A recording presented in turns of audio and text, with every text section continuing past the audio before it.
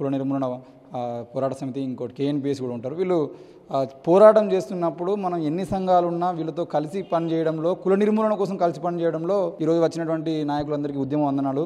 ఇంతకుముందు అన్న స్కైలాబ్ అన్న మాట్లాడుతూ ఒక దగ్గర కులాంతర వివాహం, ఒక ఎస్టీకి ఎస్సీకి కులాంతర వివాహం చేసినప్పుడు ఎవడ్రా పెళ్లి చేసింది అని చెప్పేసి అన్నని ఏ విధంగా అడిగారో, ఈరోజు యాదగిరిగుట్టలో పెళ్లి చేసుకున్నటువంటి నాగమ్మనికి సంబంధించిన విషయంలో మరి ఈ పెళ్ళి ఎవడు చేసిండని ఎవరన్నా అడిగిరా?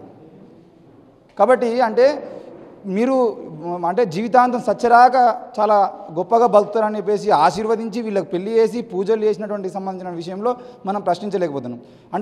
ఇంతకుముందు వస్తున్నటువంటి విషయాల్లో కులాలకు సంబంధించినవి చాలా వస్తున్నాయి, కానీ కుల నిర్మూలన అనేది ఎక్కడ జరుగుతుందనంటే, కుల నిర్మూలన కోసం మనం అందరం కలిసి పనిచేసినా కుల నిర్మూలన జరగకుండా ఎవడైతే కాపాడుతున్నాడో, ఏ బ్రాహ్మణ బనియాలైతే దీన్ని కాపాడే ప్రయత్నం చేస్తున్నారో వాళ్ళు మాత్రం బాగానే ఉంటున్నారు.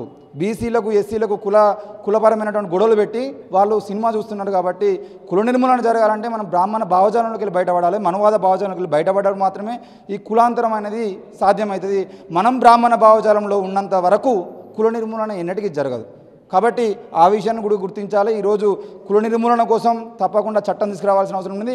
తీసుకొచ్చినటువంటి చట్టానికి తప్పకుండా ఒక కమిటీ ఏర్పాటు చేసి, ఈరోజు ఎస్సీ కమిషను, బీసీ కమిషన్ ఏ విధంగా ఉన్నో దానికి కుల నిర్మూలన కమిషన్ కూడా ఒకటి ఏర్పాటు చేసి ఎప్పటికప్పుడు దీని మీద ఈరోజు కుల నిర్మూలన, కుల వివక్ష వ్యతిరేక పోరాట సమితి ఈరోజు రౌండ్ టేబుల్ సమావేశం పెట్టేది. దీని మీద మహిళా కమిషన్ కదా పెట్టాల్సింది.